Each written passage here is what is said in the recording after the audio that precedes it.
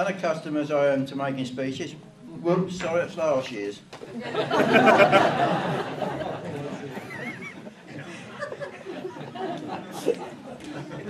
It's typical, isn't it? Just like buses, there are none in sight, and two weddings follow one after another.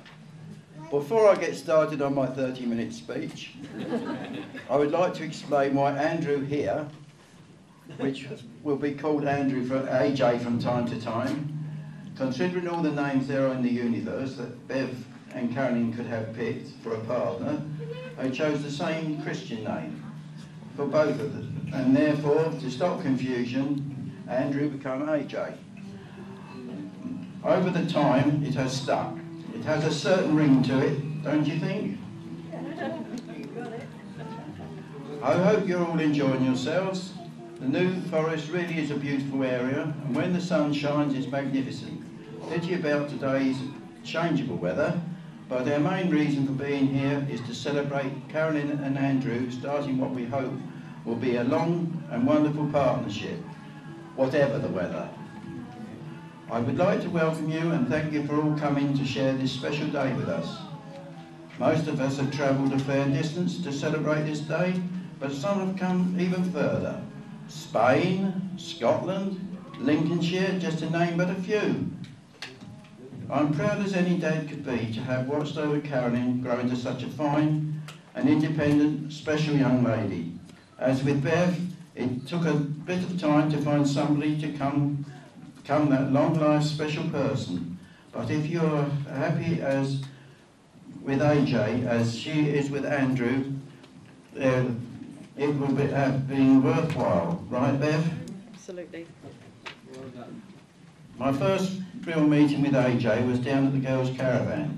Wendy and I sat one side, AJ the other, and to our amazement he started the conversation with, "I expect you have loads of questions you want to ask me. Well, fire away."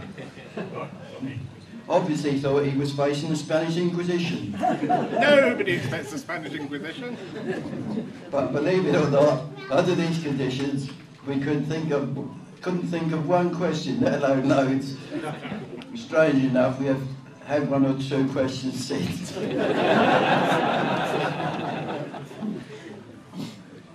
We are having to work much harder to get AJ to join in the parties. Something he obviously isn't or hasn't been used to. But hopefully, slowly but surely we shall succeed.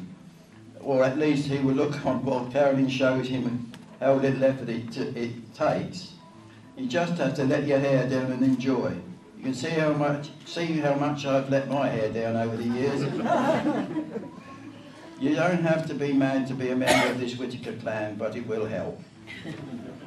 I thought it necessary to give Andrew, Bev's husband, a bit of guidance regarding risk assessments and safety notices. Just a little insight into things he may not have known about, and so it's only fair to enlighten you, AJ, forewarned is forearmed. 1.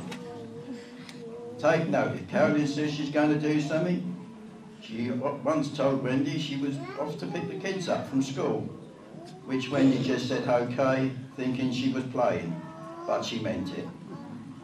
Carolyn's gran was up the garden and saw her disappearing up the alleyway, which meant to the main road.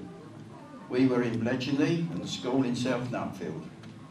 It meant she had to cross two busy side roads, one having virtually continuous flow of large lorries to get to Nutfield, and then cross the main road to get to South Nutfield.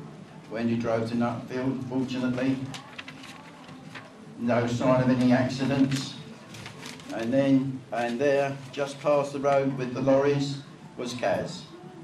Then fear set she might run across the main road to get to Mummy, but fortunately she stayed where Wendy asked her to. What I haven't mentioned is she was a mere 3 to 4 year old, carrying a huge handbag slung over her shoulder. She must have shifted as the distance she travelled in the mid-time she took was minimal. 2. Handbags, the bigger the better, were a real fad with Carolyn. No one's was safe, and neither were our keys. At least we knew where to look for them, but which handbag? It's rather ironic that now she carries a very small handbag, but always has a carrier bag, which she keeps all the bits that won't fit into her handbag. Where's the logic in that? 3, don't ask her the time if it means her looking at an ordinary alarm clock, as you are likely to be wearing it. You've got the scars, haven't you, Bev? 4, then there's a temper tantrum in Woolworths. Carolyn never moved so quick. She found herself over my shoulder, marched out of the shop and back to the car.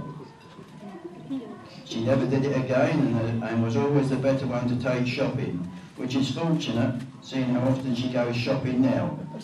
Farm shops in particular, Kaz? 5, it's a wonder Carolyn isn't an alcoholic. As at a very tender age, she managed to swig her way through, all on her own, a whole litre of Baileys, much to our disgust, as it was supposed to be a Christmas drink we could all share.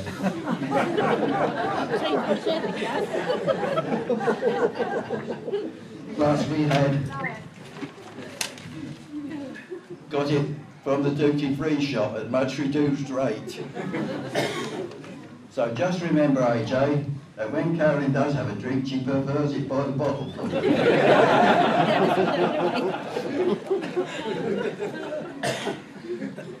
Whereas I was somewhat worried about Bev's ability to cook and Andrew's survival, I have no qualms with regard to Carolyn, with both you and AJ enjoying cooking and experimenting with different flavours and food stuff. You'll be fine.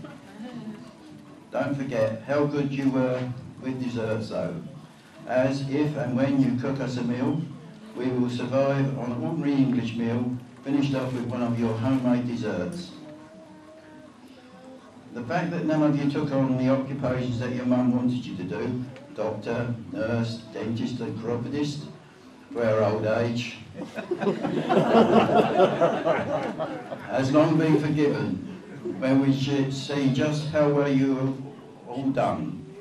To think, Carolyn, you worked for RBS Group for 16 years, starting on a week's temping as an admin assistant for the Secretariat Department, followed by 6 months contract in the Corporate Events Department, and then the other 15.5 years in Group Secretariat, where you've worked through the grades to become a Senior Company Secretarial Assistant. If nothing else, Kaz, you've ended up with your job title getting longer and longer. Joking aside, we are very, very proud of you. When we got married, our rector said to remember to always have a sense of humour. Laugh with each other when things go wrong and when you feel angry. Well, I'm not quite certain about the last bit. Because if somebody laughed at me when I'm angry, I'll get more angry. But certainly a sense of humour is very, very important. You have a brilliant sense of humour, Kaz, and a contagious laugh don't ever change. Although not quite the same as it would have been in church, I was given the honour of giving you away. Had it been your mum, she would only have allowed a 99-year lease. Letting go being the hardest thing she will ever do for any of you. I will say, Carolyn, that giving you away was not done lightly.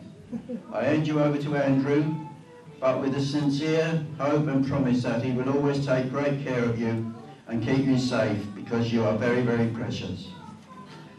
And as a final point, thank goodness I hear you say, I should like you all to stand and raise your glass to a very special couple. Carolyn and Andrew. Carolyn.